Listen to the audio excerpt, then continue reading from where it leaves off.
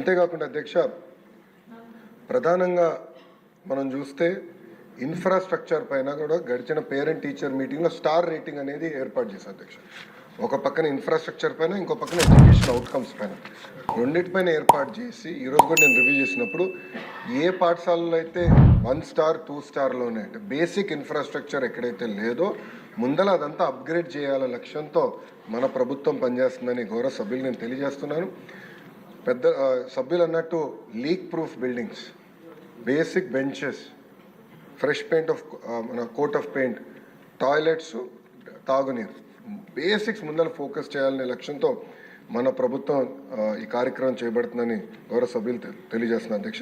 అధ్యక్ష, ఎటువో ఈరోజు సాయంత్రం గౌరవ సభ్యులందరితో కూడా ఒక సమావేశం ఏర్పాటు చేసుకున్నారు అధ్యక్ష.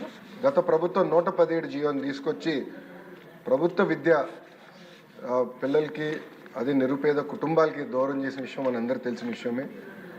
గత ప్రభుత్వ చేతకాంతనం వల్ల ప్రభుత్వ పాఠశాలలో దాదాపు 12 లక్షల మంది విద్యార్థులు తగ్గిపోయారు అధ్యక్ష. 12 లక్షల మంది విద్యార్థులు తగ్గిపోతాం జరిగింది అధ్యక్ష. అందుకే దానికి ఒక ఆల్టర్నేటివ్ ఏర్పాటు చేయాలని దానిపైన ప్రజాప్రతినిధులతో చర్చించి, అదేవిధంగా పక్కన సంఘాలతో కూడా ఒక రౌండ్ చర్చ జరిగింది అధ్యక్ష. ఆ ఆల్టర్నేటివ్ పైన కూడా మేము చర్చిస్తాం జరుగుతుంది. అంతేకాకుండా అధ్యక్ష, ఏదైతే ఇన్కంప్లీటెడ్ వర్క్స్ ఉన్నాయో, ఎక్కడైతే ఇంకా వర్క్లు అవ్వాల్సి ఉందో అవన్నిటిపైన కూడా మేము ఒక వివరాలు తీసుకుంటాం అధ్యక్ష. ఇన్కంప్లీట్ ఆల్రెడీ మొదలుపెట్టి ఇన్కంప్లీట్గా ఉన్నాయని తప్పనిసరిగా మేము పూర్తి చేస్తాం అధ్యక్ష. 117కి ఆల్టర్నేటివ్ ఏదైతే మేము తీసుకొద్దాం అనుకుంటున్నాం, మన ప్రభుత్వం తీసుకొద్దాం అనుకుంటుందో దానిపైన సుదీర్ఘంగా చర్చించిన తర్వాత అందరూ ఓకే అంటే అది ఆధారంగా తీసుకుని రేపు టీచర్ ట్రాన్స్ఫర్లు కానీ ఇన్ఫ్రాస్ట్రక్చర్ అది ఆధారంగా తీసుకుని బిల్డ్ చేయాల్సిన అవసరం ఉంది అధ్యక్ష. ఎందుకంటే గత ప్రభుత్వం నాడు నేడు కార్యక్రమం ద్వారా కొన్ని పాఠశాలల కడతం జరిగింది. అవి ఏమైనాయంటే ప్రభుత్వం ఇది 117 జీవో వల్ల ఆ పాఠశాలలు మూతపడింది అధ్యక్ష. విద్యార్థులు లేకుండా మూతపడింది, అంటే డబ్బులు ఖర్చు పెట్టారు, పిల్లలు లేరు అక్కడ. అలాంటి పరిస్థితి రాకుండా చూసుకోవాల్సిన అవసరం ఉంది అధ్యక్ష.